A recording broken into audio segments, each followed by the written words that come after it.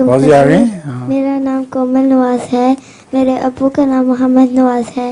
मेरा सवाल है, हजूर कुछ लोग घरों में पेट्स रखते हैं, हाँ कुछ लोग घरों में पेट्स रखते हैं, ठीक है।